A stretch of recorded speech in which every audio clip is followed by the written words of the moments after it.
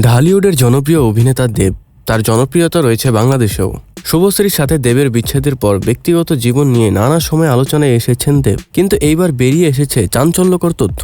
3 বছর আগেই নাকি প্রেমিকা রুক্মিণীকে গোপনে বিয়ে করেছে দেব, রয়েছে সন্তানও, এমনটাই জানিয়েছে গুগল। অভিনয়ের পাশাপাশি রাজনীতিতেও জড়িয়েছেন ঢালিপাড়ার জনপ্রিয় অভিনেতা দেব। ব্যক্তিগত জীবন নিয়ে প্রায় আলোচনায় আসেন এই অভিনেতা।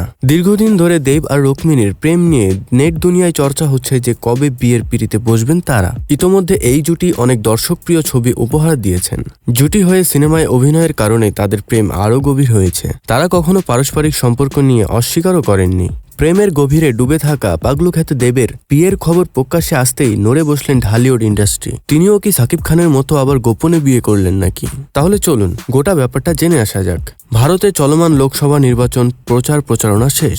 7 ধাপের ভোট গ্রহণের মধ্যে দিয়ে এই নির্বাচন শেষ হবে আজ 1 জুন। পশ্চিমবঙ্গে তৃণমূল কংগ্রেসের প্রার্থী দেব দলমত নির্বিশেষে সব প্রার্থীকে শেষ ধাপের ভোটের ভাগ্য পরীক্ষার শুভেচ্ছা জানিয়েছেন। অন্যদিকে তাকে শুভেচ্ছা জানিয়েছে গুগল।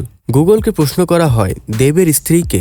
উত্তর, দেব একজন অভিনেতা। তিনি কবির মাউন্টেন অব দ্য মুন সাজবাতির জন্য পরিচিত। তিনি 6 মে 2021 থেকে রুক্মিণীর সঙ্গে বিবাহ বন্ধনে আবদ্ধ। তাদের একটি সন্তানও রয়েছে। একজন দেবভক্ত সেই লেখার স্ক্রিনশট শেয়ার করে বলেন, গুগল না থাকলে জানতেই পারতাম না।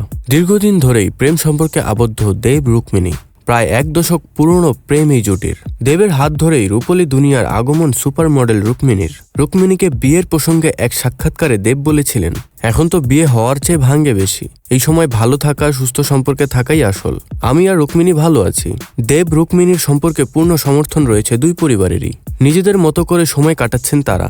লুকিয়ে বিয়ের জল্পনা নিয়ে রুক্মিণী সম্প্রতি এক সাক্ষাৎকারে জানান, দেবের সঙ্গে চ্যাম্প ছবিতে তাদের একটি বিয়ের দৃশ্য রয়েছে।